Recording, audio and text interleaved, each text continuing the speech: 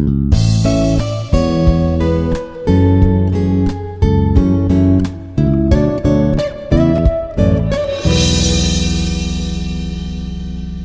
am Dr. S. Anusha Kathyayani.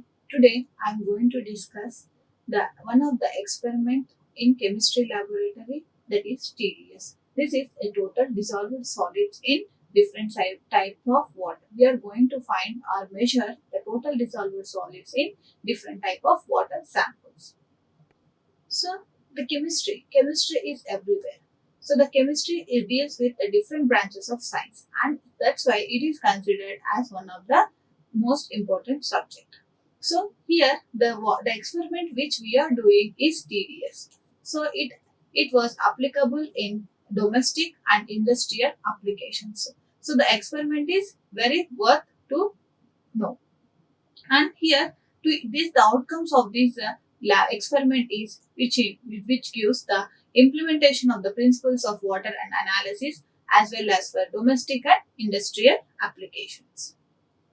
So why experiments? These experiments are very important because we will correlate the theoretical data with the experiments. So whatever the theory we learned is applicable in the experimental knowledge. So we perform experiments to correlate the theory with experimental data. So we can witness the changes in the color of the solutions, even in the changes in the reaction of the chemical substances. So by this we can analyze the data using graphical and present them in a part of a clear, well organized lab report. So this is to demonstrate a working knowledge on fundamental chemistry. So today the experiment is measurement of TDS, total dissolved solids in water sample. The brief outline of this experiment is the aim. So for what purpose we are doing this experiment, then apparatus which is using for the experiment, chemicals required to carry out the experiments, and the principle or theory involved to do the experiment, and the setup required to carry out the experiment, the procedure followed to do the experiment, and the observation table after the completion of the experiment, and the calculation from the experiment and result obtained will be the brief outline of this experiment. So the first thing is aim. Our aim is to measure the TDS level in different water samples, different source water samples. So the TDS in the water will vary from source of water. It vary in the lake waters, it will vary in the tap waters, it will vary in the borewell waters, it will vary in distilled or deionized waters, because the solids concentration will vary, so the TDS level will vary. The apparatus which we are using is beakers, TDS meter and conductivity cell. So the chemicals required in this experiment is magnesium sulfate heptahydrate is used to prepare the standard solution of magnesium salt. This is used as a standard in this experiment. Then distilled water, lake water, potable water, ground or tap water. These we are going to find out TDS in all these water. So theory, TDS stands for total dissolved solids. So dissolved solids refer to any minerals, salts, metals, cations or anions dissolved in water. So the TDS comprises inorganic salts. Principally inorganic salts are calcium, magnesium, sodium, chlorine and chlorines and sodium bicarbonates, chlorides and sulfates, and some small amounts of organic substances are also dissolved in the water.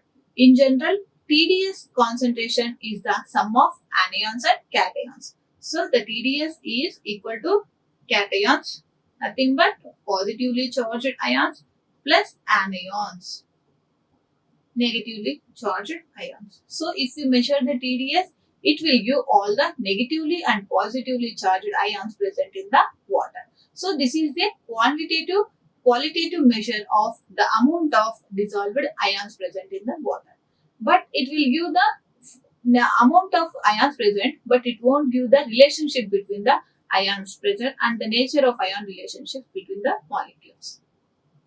So the sources of TDS water.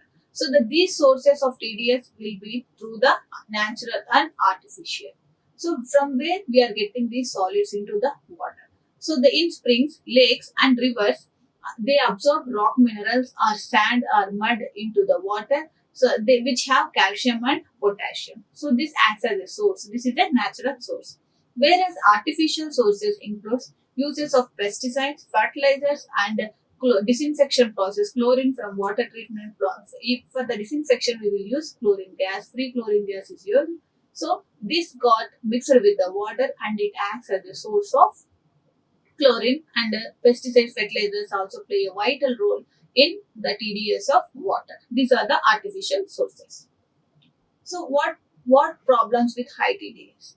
So with a high TDS, you will experience some problems like unpleasant taste of water. It may be the salty or metallic based on the ions present in the water. Some chronic diseases like kidney failure. As we know, the kidney failure is due to the oxalates. When the water is having calcium and magnesium salts, calcium reacts with the oxalate and forms calcium oxalates. This is the composition of the stones formed in kidney. So the serious health issues are chronic diseases like kidney failure and weakened immunity is due to the high solid content in water. So the mild symptoms like vomiting, dizziness is also happens due to this TDS levels. So the mineral accumulation in plumbing, like plumbing works in household like kitchen, sink or bathroom will also lose shine because of more salts. It restart reacting with the taps material or it's made of steel or brass material. It start reacting with this material and it loses its shine. So unsuitable for this water is also unsuitable for irrigation like agriculture purposes. So how much TDS is required in water? So the Bureau of Indian Standards, this is BIS, recommends 500 ppm is safe for consumption. So any figure higher than 1000. So if it is greater than 1000, it is unsafe and detrimental to health, which is avoided. The TDS level in drinking water should be 70 to 80. It would mean the water does not contain any minerals. So it won't have much minerals. So this is TDS water chart. So 50 to 250 is considered as a low and safe. So minerals such as calcium, magnesium are lacking and zinc are in very low concentration. So 300 to 500 ppm is ideal, and this here the sweet spot for TDS in drinking water. The water most likely contain minerals and does not taste that much. Like it won't be acid and metallic taste. So 600 to 900 ppm is not great. It can be used for reverse osmosis systems to filter the water. Then after filtering only we have to take water. So 1000 to 2000 is a very high concentration and it is bad and it cannot be recommended to drink water at this TDS level. So if it is more than 2000, it is unacceptable. Above 2000 is unsafe and household filters cannot properly filter this level of contamination and results in high TDS in water. So then this is the theoretical part. Now we are moving on to the procedure part. Here the preparation of standard hot water is with the magnesium sulfate heptahydrate solution. We are adding some certain amount of like 2.46 grams of magnesium sulfate to the distilled water and we will made up to the 1 liter, and this is a 1000 ppm standard. This is the 1000 ppm standard magnesium solution. This we are using as a standard in this experiment. So here we are going to check the TDS level of different water sample using a TDS meter. So it measures the conductivity. Every ions will have the capacity to conduct electricity. So the principle here we are following is the ions present in the water conduct electricity. So the electricity by using ions carry an electrical charge. So we are using an conductivity cell which passes the current into the solution. It emits an electric current and passes through the water. This captures the electrical conductivity and converted into the reading in the TDS meter. So the electrical conductivity of the ions is captured and converted to the reading in TDS meter. So we are taking a different water samples like distilled, lake, well and potable water sample. Potable is nothing but the drinking water sample. From which water sample we have to take 50 ml of water and the electrode should dip inside the water. So the electrode of measurement is measured in ppm. So the TDS that we are measured is results in ppm like parts per million or mg per liter. So the results of the water sample is noted in a tabular form. Suppose we are measuring 1000 ppm of magnesium sulfate. Here for the magnesium sulfate the result we got is 944.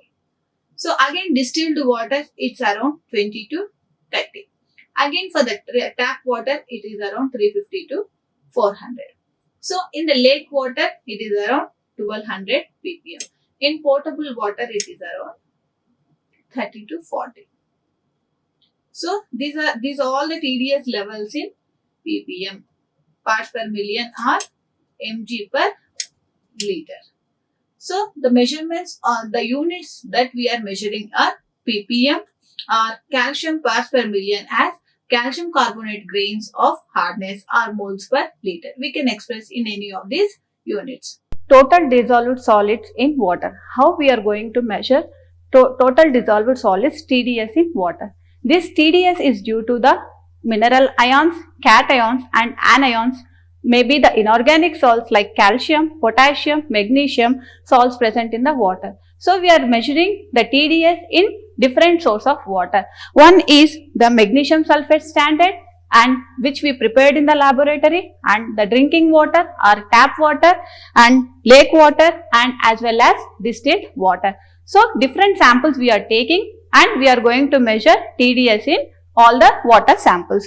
So this is an apparatus which is used for measuring TDS in water samples. So this is the TDS meter where we can set at temperature of 25 degrees. Generally 25 degrees centigrade is considered as a room temperature. So this was connected with an electrode. This is a conductivity cell. What happens? The more ions present in the water, the more electricity, because the ions have the capacity to conduct electricity.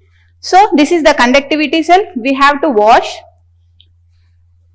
So before operating any instrument in the laboratory, it should be calibrated for 10 minutes. So it should, before its usage, it should be started before 10 minutes. So now we are taking magnesium standard solution. So this was prepared by using magnesium sulfate heptahydrate. So 1000 ppm of solution was prepared. So the reading we got is 944. This is 944 for 1000 ppm of magnesium standard solution. So the next thing we are taking is distilled water. So which we use in the laboratory to prepare solutions. Again washing, then distilled water. So for the distilled water we got 28. So the TDS, the total dissolved solids present in the distilled water is 27 ppm. So the next thing is tap water. So for the tap water we have to dip in the beaker. The conductivity of the tap water is 362. So 362 ppm of total dissolved solids are present in the tap water. So the next thing is lake water, which we collected from IARE campus. So the lake water which having 1257 parts per million. So 1260 mg per liter of total dissolved salts are present in the lake water. So the next thing is potable water. The potable water is nothing but the drinking water. So it have 34. So we have to maintain for a stable constant. So it was around 29 to 30 mg per liter or ppm of total dissolved solids in water. So this is the standard which we prepared in the laboratory, and this is the distilled water which we used for preparing the solutions in the laboratory, and this is the tap water collected from our campus, and lake water This is also collected from our campus. This is the potable water, tap water, drinking water, which shows 29 mg per liter of total dissolved salts in water.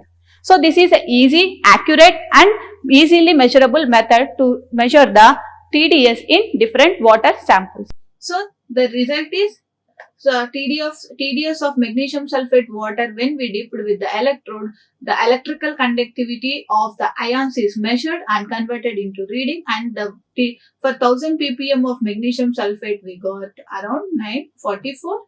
For distilled water we got around 2230. For tap water we got around 300 to 400.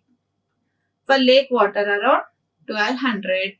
For potable water it around 30 to 40 to 50. So these are the readings which we got from the experiment, from the demonstrated experiment, and noted as in the result. Thank you. Like, share and subscribe. Hit the bell icon for more updates.